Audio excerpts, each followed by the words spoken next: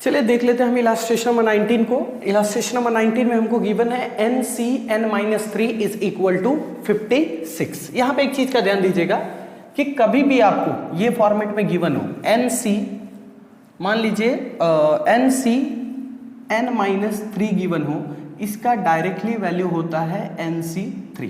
मतलब ये फॉर्मेट आप समझने की कोशिश कीजिएगा, NC(n-r) इज इक्वल टू होता है हमारा NCr।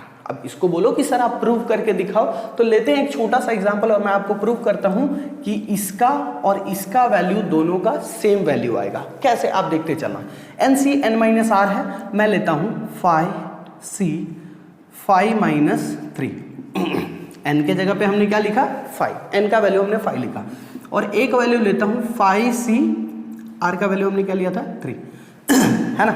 मैं बोलता हूं कि ये दोनों का वैल्यू क्या आने वाला है, सेम आने वाला है। अब बताओ कैसे भाई, तो फाइंड करते हैं 5C2 is equal to 5C3। अब सॉल्व करो सर, तो मैं बोलता हूं 5 × 4 अपॉन 2 × 1। इसको करेंगे 5 × 4 × 3 अपॉन 3 × 2 × 1। सॉल्व करते हैं, क्या दोनों सेम आता है, 2 2 = 4, इस साइड वैल्यू कितना आया 10, 3 कट गया, 2 2 = 4, 5 2 = कितना आ गया 10। Hence proved. आपको लॉजिक के साथ भी बताया, आपको रटना है तो रटने के साथ भी सीखो, आपको लॉजिक बताया क्यों क्या है सब। मतलब आपको ये याद रखना है कि NC(n-r) हो, इसका मतलब होता है NCr। तो मैं क्या इसको मैं एक ये फॉर्मेट दे सकता हूं कि NC3 इज इक्वल टू 56।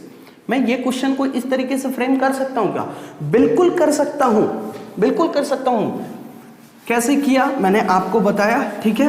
अब ये क्वेश्चन फ्रेम करने के बाद आपका अगला स्टेप चालू होता है इसका सॉल्यूशन करने का। तो इसका सॉल्यूशन करते हैं। क्यों हमने ये लिखा वो आपसे मैंने डिस्कस किया कि कभी भी NC मान लीजिए n-2 दिया हो तो डायरेक्टली NC2 हो जाएगा, NC(n-3) 4 दिया हो तो NC4 हो जाएगा। जो भी गिवन होगा यहाँ r के वैल्यू पे वो डायरेक्टली हम यहाँ पे पुट कर देंगे, ठीक है। NC3 कैसे फाइंड करूंगा, n-1 n-2 अपॉन 3 2 1। क्या मुझे ये चीज को बार बार रिपीट करने की जरूरत है क्या कि n को 3 टाइम्स हम पीछे लेने वाले हैं, n-1 n-2 अपॉन 3। ये जो r रहता है उसको 1 तक लेके जाते हैं मल्टीप्लाई, कहीं से भी हो, 50 से तो 50, 49 48 50 डॉट डॉट डॉट डॉट 1 तक जाएगा। 3 है तो 3 2 1, 5 है तो 5 4 3 2 1। यहाँ पे 3 था तो 3 को 1 तक लेके गए। यहाँ तक क्लियर है सबको, लिख लेते हैं n-1 and n-2 is equal to 3 2 = 6, तो 56 × 6, 56 × 6 करेंगे तो क्या आएगा वैल्यू, 6 6 = 36 and 6 5 = 30। तो ये वैल्यू आ जाएगा n-1 n-2।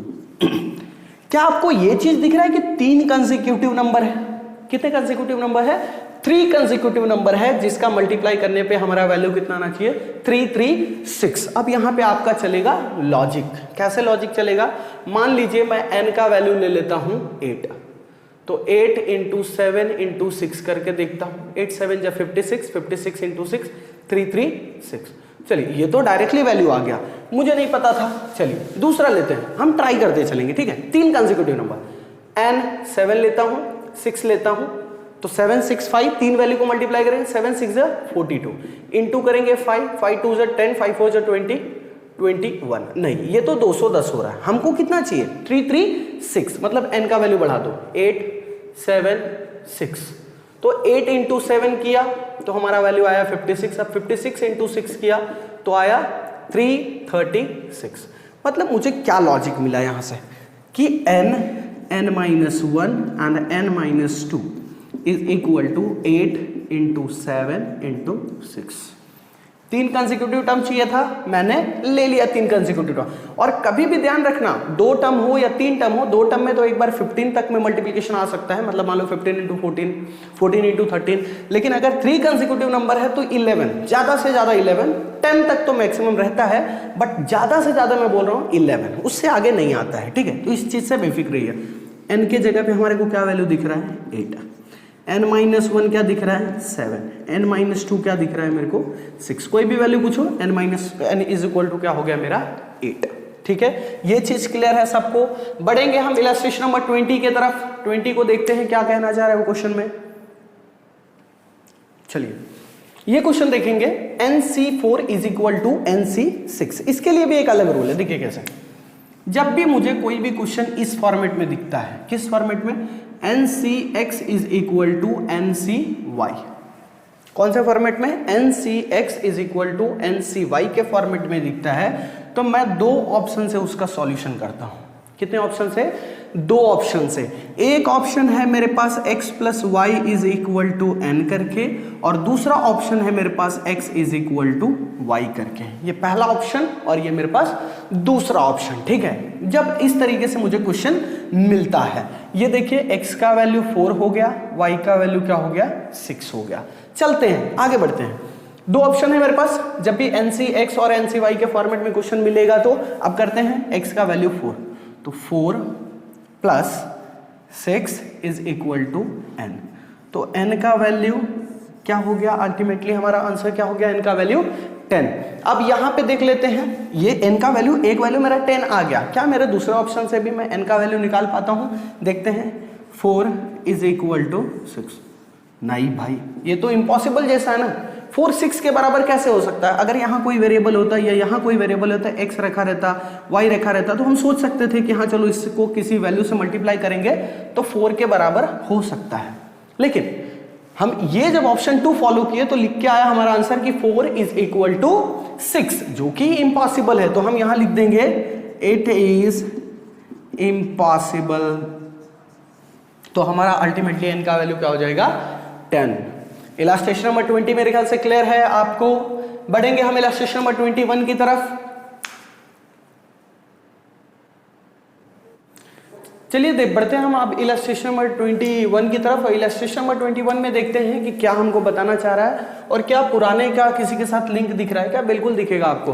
यहाँ पे भी आपको यही फॉर्मेट देखने को मिल रहा होगा, NCX is equal to NCY। आप ध्यान से देखेंगे तो देखिए n का वैल्यू सेम है और यहाँ पे सिर्फ चेंज हमको यहाँ पे दिखने को मिल रहा है, मतलब ये x है और ये क्या है हमारा y है। सेम फॉर्मेट देखने को मिल रहा है। दो ऑप्शन था हमारे पास, पहला ऑप्शन क्या था, x plus Y is equal to n, and the second option we have x is equal to y। Yes, these are the two option we have. तो x plus Y is equal to 9 था ना, मैं यहां पे लिखता हूं x के जगह पे वैल्यू हमारा आएगा r plus 2 plus 2r minus 3 is equal to n। सही चल रहे हैं हम, r प्लस 2 प्लस, तो लिखते हैं हम r plus 2 plus 2r minus 3, हमने इसको ब्रैकेट से निकाला, इज इक्वल टू वैल्यू हो गया n। क्या हो गया ये हमारा, इसको करेंगे तो हो जाएगा हमारा 3r, सॉरी n का वैल्यू दे दिया है 50, तो डायरेक्टली हम 50 रख सकते हैं। n का वैल्यू हमारे पास है 50, तो 50 हम वैल्यू रख दिए। ये हो गया हमारा 3r, इसको करोगे तो हो जाएगा -1 इज इक्वल टू 50, तो 3r इज इक्वल टू 50, इस साइड जाएगा तो वैल्यू 1 प्लस हो जाएगा, तो 3r is equal to 51, then r is equal to 51 upon 3, that is 17। ये कॉन्सेप्ट सबको क्लियर हुआ है। अब देखेंगे हम x plus Y, x is equal to y के फॉर्मेट में। x का वैल्यू है r प्लस 2 एंड y का वैल्यू है 2r माइनस 3। कुछ नया नहीं है भाई, आपका कैलकुलेशन देखना है बस। r की वैल्यू एक साइड ले लो, r minus 2r is equal to -3 minus 2, इसको फाइंड करोगे -r हो जाएगा, इसको करोगे -5 हो जाएगा। अल्टीमेटली यहाँ हमारा r का वैल्यू क्या आ गया 5, मतलब r के दो वैल्यू आए, एक तो 5 है और दूसरा है 17। ठीक है, चलिए इलास्ट्रेशन नंबर 21 भी क्लियर हुआ होगा। तो आज के बाद कभी भी इस तरीके का क्वेश्चन देखे तो आपको ये चीज जरूर याद आना चाहिए, जिसको हम दो ऑप्शन में कर सकते हैं। ठीक है, और दोनों ऑप्शन आपको करके दिखाना पड़ेगा आपके बुक में, आपके एग्जाम पेपर में, तभी आपको मार्क्स मिलेगा। ठीक है, चलिए अगले वीडियो में हम देखेंगे इलास्ट्रेशन नंबर 22, 23, 24, जो भी इलास्ट्रेशन होंगे मैं 2 वीडियो में कोशिश करूंगा कि बाकी के इलास्ट्रेशन जो भी है कॉम्बिनेशन के उसको कवर कर लूँ। ठीक है, चलिए बढ़ते हैं हम अब इलस्ट्रेशन नंबर 21 की तरफ। और इलस्ट्रेशन नंबर 21 में देखते हैं कि क्या हमको बताना चाह रहा है और क्या पुराने का किसी के साथ लिंक दिख रहा है क्या। बिल्कुल दिखेगा आपको। यहाँ पे भी आपको यही फॉर्मेट देखने को मिल रहा होगा, NCX is equal to NCY। आप ध्यान से देखेंगे तो देखिए n का वैल्यू सेम है और यहाँ पे सिर्फ चेंज हमको यहाँ पे दिखने को मिल रहा है, मतलब ये x है और ये क्या है हमारा y है। सेम फॉर्मेट देखने को मिल रहा है। दो ऑप्शन था हमारे पास। पहला ऑप्शन क्या था, x plus Y is equal to n, and the second option we have x is equal to y। Yes, these are the two option we have. तो x plus Y is equal to 9 था ना, मैं यहां पे लिखता हूं x के जगह पे वैल्यू हमारा आएगा r plus 2 plus 2r minus 3 is equal to n। सही चल रहे हैं हम।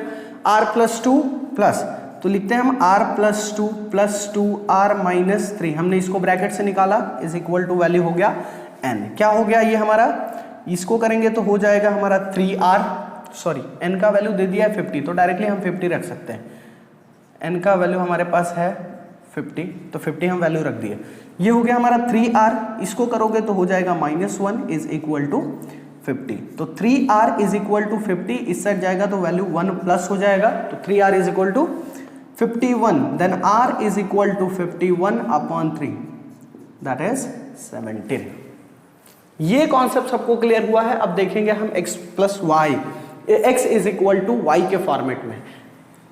x का वैल्यू है r प्लस 2 एंड y का वैल्यू है 2r माइनस 3। कुछ नया नहीं है भाई, आपका कैलकुलेशन देखना है बस। r की वैल्यू एक साइड ले लो, r minus 2r is equal to -3 minus 2। इसको फाइंड करोगे -r हो जाएगा, इसको करोगे -5 हो जाएगा। अल्टीमेटली यहाँ हमारा r का वैल्यू क्या आ गया, 5। मतलब r के दो वैल्यू आए, एक तो 5 है और दूसरा है 17। ठीक है, चलिए इलस्ट्रेशन नंबर 21 भी क्लियर हुआ होगा। तो आज के बाद कभी भी इस तरीके का क्वेश्चन देखे तो आपको ये चीज जरूर याद आना चाहिए, जिसको हम दो ऑप्शन में कर सकते हैं। ठीक है, और दोनों ऑप्शन आपको करके दिखाना पड़ेगा आपके बुक में, आपके एग्जाम पेपर में, तभी आपको मार्क्स मिलेगा। ठीक है, चलिए अगले वीडियो में हम देखेंगे इलस्ट्रेशन नंबर 22, 23, 24 जो भी इलस्ट्रेशंस होंगे। मैं 2 वीडियो में कोशिश करूंगा कि बाकी के इलस्ट्रेशन जो भी है कॉम्बिनेशन के, उसको कवर कर लूँ। ठीक है, चलिए।